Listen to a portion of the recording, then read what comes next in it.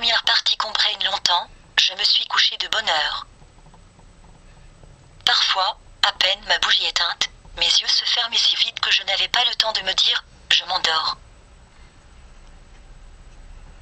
Et, une demi-heure après, la pensée qu'il était temps de chercher le sommeil m'éveillait. Je voulais poser le volume que je croyais avoir dans les mains et souffler ma lumière.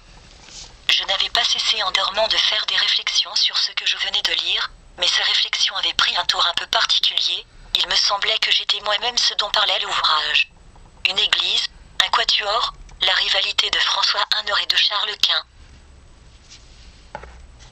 Cette croyance survivait pendant quelques secondes à mon réveil. Elle ne choquait pas ma raison, mais pesait comme des écailles sur mes yeux et les empêchait de se rendre compte que le bougeoir n'était plus allumé. Puis elle commençait à me devenir inintelligible, comme après la métempsycose les pensées d'une existence antérieure. Le sujet du livre se détachait de moi, j'étais libre de m'y appliquer ou non.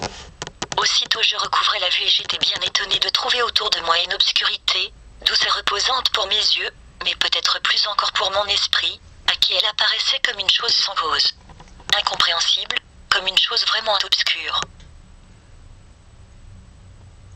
Je me demandais quelle heure il pouvait être. J'entendais le sifflement des trains qui, plus ou moins éloignés, comme le chant d'un oiseau dans une forêt, relevant les distances, me décrivait l'étendue de la campagne déserte où le voyageur se hâte vers la station prochaine, et le petit chemin qu'il suit va être gravé dans son souvenir par l'excitation qu'il doit à des lieux nouveaux, à des actes inaccoutumés, à la causerie récente et aux adieux sous la lampe étrangère qui le suivent encore dans le silence de la nuit, à la douceur prochaine du retour. J'appuyais tendrement mes joues contre les belles joues de l'oreiller qui, pleines et fraîches, sont comme les joues de notre enfance. Je frottais une allumette pour regarder ma montre. Bientôt minuit.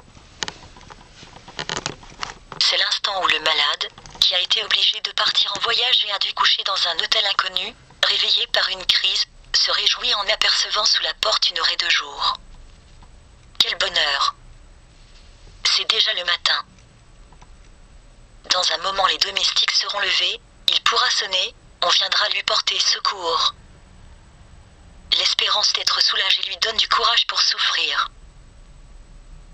Justement il a cru entendre des pas, les pas se rapprochent, puis s'éloignent. Et la raie de jour qui était sous sa porte a disparu. C'est minuit, on vient d'éteindre le gaz, le dernier domestique est parti et il faudra rester toute la nuit à souffrir sans remède.